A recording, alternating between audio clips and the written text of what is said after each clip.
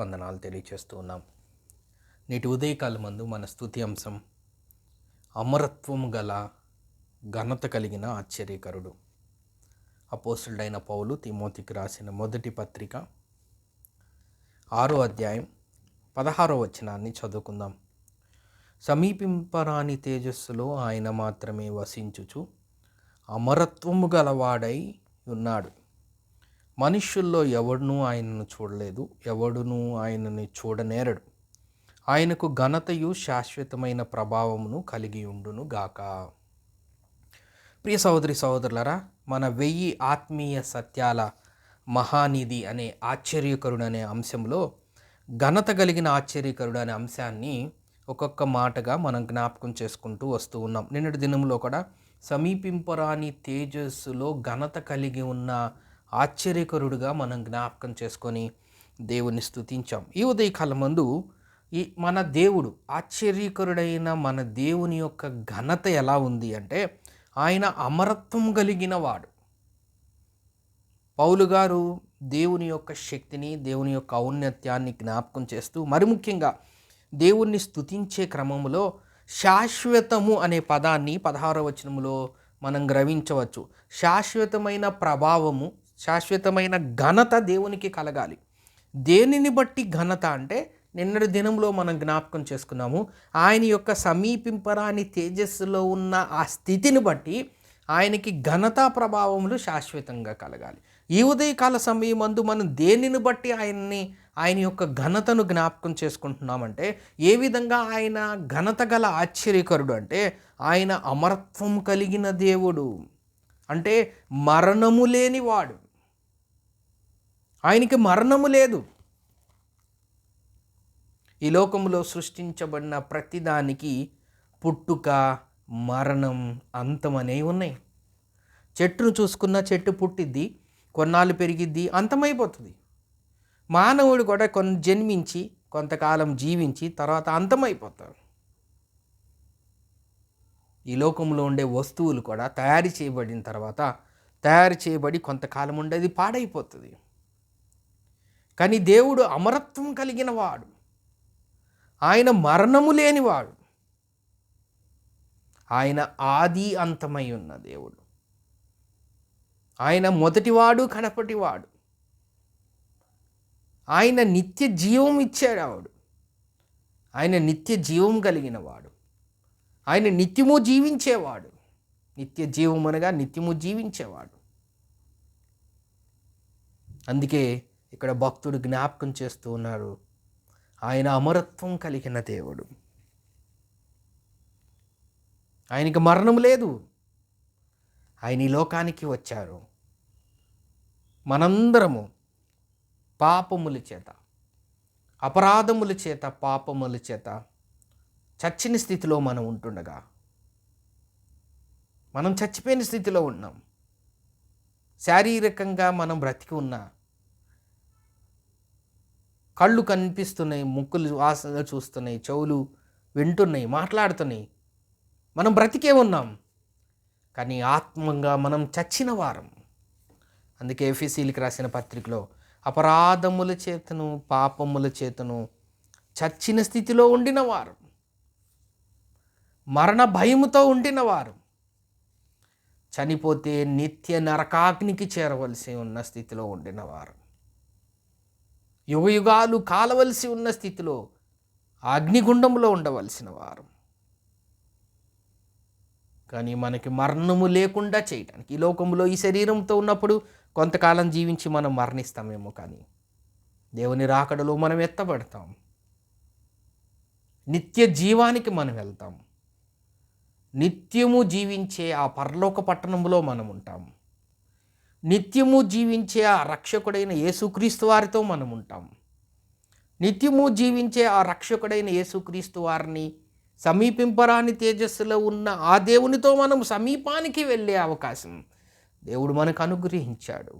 అది కేవలం ఆయన మరణ పునరుద్ధానం ద్వారా. అమరత్వం కలిగిన దేవుడు, మరణము లేని దేవుడు.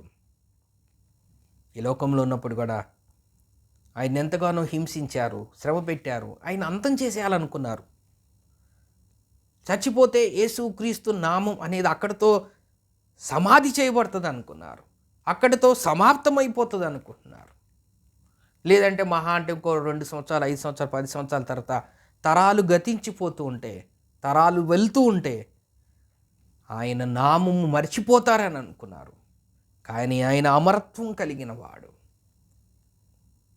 ఆయన చంపాలని వచ్చినప్పుడు ఆయన అంటాడు కదా, ఈ దేవాలయమును పడగొట్టి 3 దినముల్లో నేను కట్టుదును. ఆయన అన్నట్టుగానే ఆయన్ని సిలువకు అప్పగించారు. న్యాయాధిపతి చెప్తున్నాడు, ఇతనిలో ఏ దోషము నాకు కనబడతలేదు. శిక్ష విధించటానికి కావలసిన ఆ శిక్షకు సంబంధించిన పనులు ఈయన ఏం చేయట్లేదు, ఈయనలో ఏమి నాకు కనిపించలేదు. ఈయన శిక్షకు పాత్రుడు కాదు. అయినా సరే ఆయన నామాన్ని అంతం చేయాలని, ఆయన్ని అంతం చేయాలని, ఆయన చరిత్రను కనుమరుగు చేయాలని, ఆయన మరణము ద్వారా ఇవన్నీ సజీవంగా సమాప్తి చేయాలనే దురుద్దేశంతో ఆయన్ని సిలువకు వేశారు. కానీ దేవుడు మాత్రం తన్ను తాను అప్పగించుకున్నాడు. ఎందుకంటే మనకి అమరత్వమును ఇవ్వటానికి, మనకి మరణము లేని స్థితిని మనకు కలుగు చేయటానికి, మనము సజీవులుగా ఉంచటానికి సజీవుడైన దేవుడు, అమరత్వం కలిగిన దేవుడు, సమీపింపరాని తేజస్సులో ఉండిన దేవుడు కలువరి సిలువలో మనందరి కోసం ఆయన యాగమయ్యాడు. ఆయన శ్రమ పొందాడు, ఆయన త్యాగం చేశారు. ఎంతగా నలకొట్టబడ్డాడు, శరీరం అంతా పాలైంది, వేదన శ్రమ అనుభవించాడు.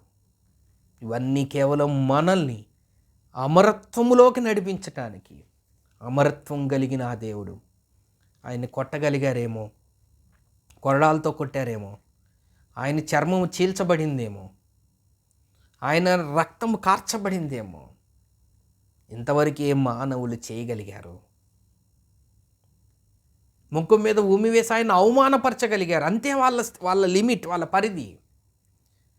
చెంప వెంట్రుకలు పీక ఆయన్ని బాధ పెట్టగలిగారు, అంతే వాళ్ళ పరిధి.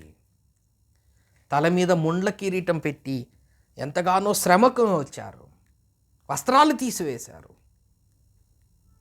యూదుల రాజు అయితే నువ్వే రక్షించుకోమని హేళన చేశారు. చేతుల్లో కాళ్ళలో మేకులతో ఆయన్ని సిలువకు బంధించారు. కానీ ఆయన ప్రాణాన్ని తీయటం మాత్రం ఎవరి వల్ల కాలేదు. కొట్టగలిగారు, ఉమ్మి వేయగలిగారు, ముండ్ల కిరీటం పెట్టగలిగారు, సిలువ వేయగలిగారు, కొరడాలతో కొట్టగలిగారు, మేకులతో బంధించగలిగారు. హేళన చేసి ఉండొచ్చు, నోటితో చూపులతో హేళన ఎగతాళి చేసి ఉండొచ్చు. కానీ మరణాన్ని తీసే అధికారం ఈ ప్రపంచంలో ఏ శక్తికి, ఏ జ్ఞానానికి, ఏ మానవుడికి ఆ అధికారం ఇవ్వబడలేదు. దేవుడే కలువరి సెలవులో, తండ్రి నీ చేతికి నా ఆత్మను అప్పగించుకొనుచున్నాను, ఆయనే తన ప్రాణాన్ని అప్పగించగలిగాడు. కానీ ఎవరు ఆయన ప్రాణాన్ని తీయలేదు. ఆయన అమరత్వం కలిగిన వాడు, మరణము లేనివాడు, ఆది అంతము లేనివాడు, నిత్య జీవం కలిగిన దేవుడు. సమాధిలో పెట్టబడ్డారు. ఎవరు ఆయనని, చాలా చాలా ఇష్టమైన మాట మత్తయి సువార్తలో, వీళ్ళందరూ సమాధిలో పెట్టిన తర్వాత వెళ్ళి ఇతను 3వ దినమున లేస్తాను అని ఈయన బ్రతికున్నప్పుడు చెప్పారు అనే సందర్భములో అక్కడ మాట్లాడుతూ 27వ అధ్యాయం 62వ వచనం, మరునాడు అనగా సిద్ధపరచు దినమున మరుసటి దినమున ప్రధాన యాజకులను పరిసయ్యులను పిలాతు నొద్దకు కూడి వచ్చి, అయ్యా, ఆ వంచకుడు సజీవుడై ఉండినప్పుడు 3 దినములను అయిన తర్వాత నేను లేచెదనని చెప్పినది మాకు జ్ఞాపకమున్నది. కాబట్టి 3వ దినం వరకు సమాధిని భద్రము చేయనాజ్ఞాపించుము. వాని శిష్యులు వచ్చి వారిని ఎత్తుకొని పోయి ఆయన మృతుల్లో నుండి లేచనని ప్రజలతో చెప్పుదురేమో. అప్పుడు మొదటి వంచన కంటే కడపటి వంచన మరి చెడ్డదై ఉండదని చెప్పారు. అందుకు పిలాతు, కావలివారు ఉన్నారు కదా, మీరు వెళ్ళి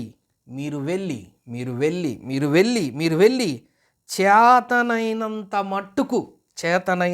మట్టుకు సమాధిని భద్రము చేయడని వారితో చెప్పాను. వారు వెళ్ళి కావలి వారిని కూడా ఉంచుకొని రాతికి ముద్ర వేసి సమాధిని భద్రం చేసిరి. మీరు వెళ్ళి మీకెంత చేతనైతే, మీకెంత కుదిరితే, మీకెంత శక్తి ఉంటే, మీకెంత జ్ఞానం ఉంటే, మీకెంత బలం ఉంటే, మీకెంత బలగం ఉంటే వెళ్ళి ఆ సమాధిని బంధించుకోండి అని పిలాతు కూడా వాళ్ళకు ఒక ఫుల్ శక్తి ఇచ్చేశాడు. ఏమైంది? 28వ అధ్యాయం 1వ వచనం. విశ్రాంతి దినం గడిచిపోయిన తర్వాత ఆదివారమున తెల్లవారుచుండగా మగ్దలేను మరియు వేరొక మరియు సమాధిని చూడవచ్చిరి. ఇదిగో ప్రభువు దూత పరలోకము నుండి దిగి వచ్చి రాయి పొర్లించి దాని మీద కూర్చుండెను. అప్పుడు మహాభూకంపం కలిగెను. ఎవరు ఆయనని బంధించలేరు. ఆయన అమరత్వం కలిగిన వాడు, ఆయన మరణము లేనివాడు. ఆయన చెప్పినట్లుగానే చేతనైనంత మట్టుకు సమాధిని భద్రం చేశారు, ముద్రలు వేశారు, కావలి వారు ఉంచారు. కానీ ఇవన్నీ దేవుణ్ణి ఆపలేకపోయినాయి. దేవుని శక్తి అలాంటిది. ఆయన చెప్పినట్లుగానే మరణాన్ని జయించి తిరిగి లేచాడు. ఇప్పుడు వరకు మనం ఈరోజు మాటలు కానీ, నిన్న కానీ, మొన్న కానీ మనం చెప్పుకున్నవన్నీ ఇవి ఖచ్చితంగా ఆశ్చర్యం. మనుష్యుల జ్ఞానానికి, మనుష్యుల శక్తికి అందని దేవునికి మాత్రమే సాధ్యమైనది. ఇది విన్నప్పుడు నిజంగా ఆశ్చర్యం. ఈ విషయాన్ని పౌలు గారు తిమోతికి ప్రస్తావిస్తూ ఆయనకి శాశ్వతమైన ఘనతకు అర్హుడు గల ఆశ్చర్యకరుడైన, ఎందుకంటే ఆయన అమరత్వం కలిగిన వాడు, మరణము లేనివాడు. కాబట్టి మనం దేవుణ్ణి ఆ విధంగా స్తుతిద్దామని పౌలు గారు తిమోతికి రాస్తూ ఆ విధంగా దేవుణ్ణి మహింపరుస్తున్నాడు. ఉదయకాలమందు దేవుని వాక్యం వింటున్న మనం కూడా ఆయన ఎంత ఆశ్చర్యకరుడు, ఆయన అమరత్వం కలిగిన ఆశ్చర్యకరుడు, మరణము లేని ఆశ్చర్యకరుడు. అట్టి ఘనత, శాశ్వత ప్రభావములు, అక్కడ అదే వచనములో చివరిలో ఘనత, శాశ్వతమైన ప్రభావం కలిగి ఉండును గాక అని చెప్పినట్లుగా మనం కూడా ఆయన యొక్క ఘనతను, ఆయన యొక్క అమరత్వాన్ని, ఆయన యొక్క మరణము లేని ఆశ్చర్యకరమైన ఘనతను జ్ఞాపకం చేసుకుంటూ ఆయన్ని ఘనపరుద్దాం. దేవుడి కొన్ని లేఖన భాగములు మన కొరకు దీవించునుగాక. ప్రార్థన చేసుకుందాం. ప్రేమగల తండ్రి, నమ్మకమైన మా దేవ, మీకు స్తోత్ర వందనములైనా. మీరు అమరత్వం కలిగిన దేవుడు, మీరు మరణము లేని దేవుడు. అందుకే మీకు స్తోత్ర వందనములు తెలియజేస్తూ యేసుక్రీస్తు నామమున స్తోత్రం చెల్లించి ప్రార్థన చేస్తున్నాం తండ్రి. ఆమేన్.